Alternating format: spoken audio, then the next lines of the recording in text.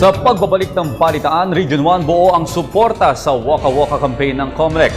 Region 3, formal nang sinulubong ang grupo ni COMELEC spokesman Director James Jimenez. Alam natin ang balita mo kami Haji Camino via phone patch. Haji, magandang umaga.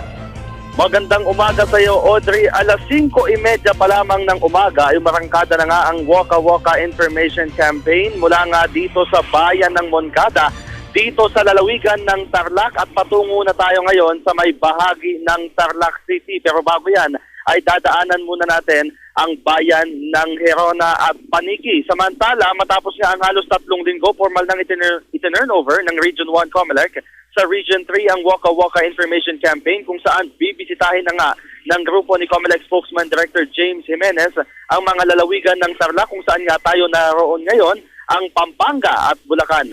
Isa lamang sa highlights ng kampanya, Audrey, ng COMELEC sa Region 3 ang isasagawang satellite registration para sa mga indigenous people.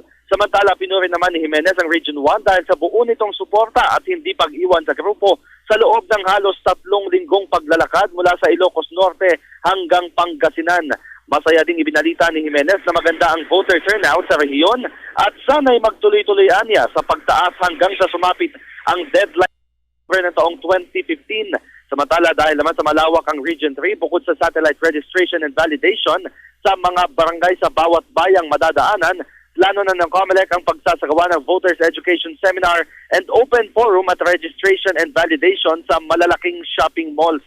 Inumpisa nila ang pagsasagawa nito sa isang mall sa Pangasinan. Yan ay sa SM City Rosales kahapon, kung saan dumalo nga ang ilan sa mga election officers, local government officials at maging yung ilang mga nakapakinig na mga shoppers sa naturang shopping mall. So sa ngayon ay patuloy natin binabagtas itong bayan ng Moncada patungo sa bayan ng Paniqui. At kasama pa din ang pawis na pawis ng si Romel Tagba sa paglalakad mula po dito sa Moncada sa Tarlac para sa Telebisyon ng Bayan, Haji Camino. Maraming salamat, Haji Camino.